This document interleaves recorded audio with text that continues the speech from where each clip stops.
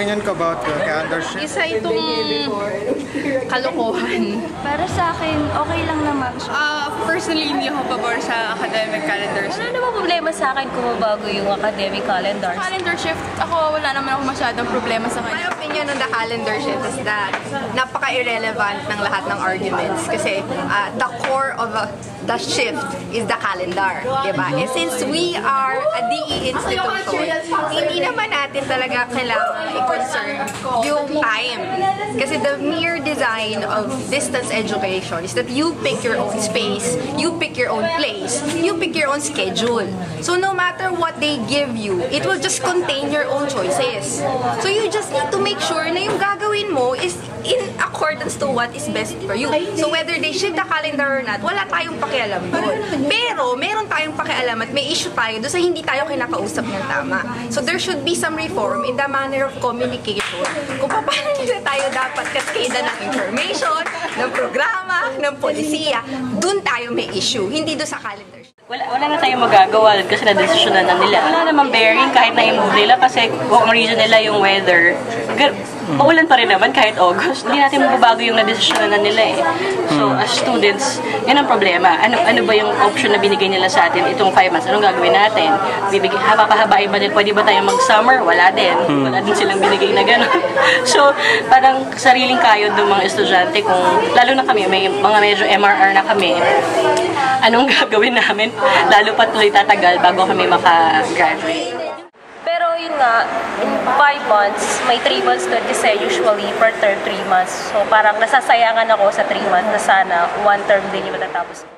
For me, as a working student kasi, parang naghahabol ako ng subjects at gusto ko na rin makagraduate agad. So for me, yung 5 months, medyo siya matagal.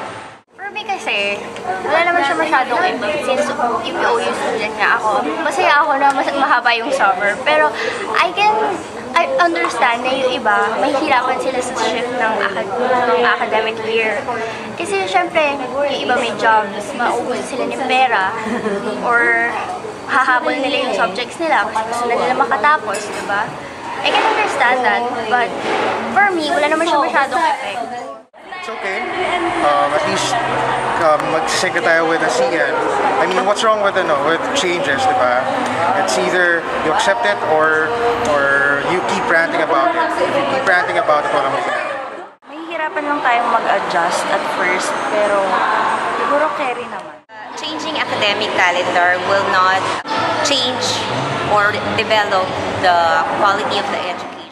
Hindi yung schedule or yung ACAD calendar natin yung problema. Naniniwala ako na mas dapat nating i-priorita yung kalidad ng edukasyon sa universidad.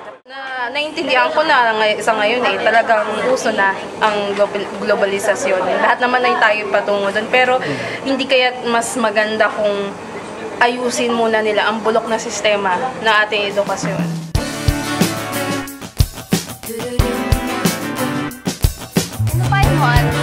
Syempre, I have to work din. Pero, syempre, i-enjoy ko yung free time ko. So, I'm gonna have like a mini vacation. Tapos, syempre, lalabas na rin with friends, mag-enjoy. Thank you so much for your opinion. I don't know yet, but maybe I will find a part-time job first, or I will take a long vacation, not in Manila, maybe in Davao or Singapore. Language classes po, dyan sa Diliman, yung mag-enroll language classes. Para dun sa vacation, maghanap na lang ako ng job or something to do para lang hindi siya sayang na naghihintay lang ako ng katenga. I will apply for a work muna. I'll take short classes sa mga ibang schools para maximize yung time ko and baka ma-promote ako sa work, so extra load, so that's it. A-attend ako ng mga youth camp, language lesson, tapos a-attend kami ng ibang friends sa OU. So siguro magiging productive naman kahit walang klase. I'll be writing, reading, eating, sleeping, and exploring Manila kasi I'm moving back to the city. Dahil may work ako, so baka mag-focus ako sa work ko, tsaka sa plan ko, ng wedding ko. Ayun. So, favorable talaga sa akin.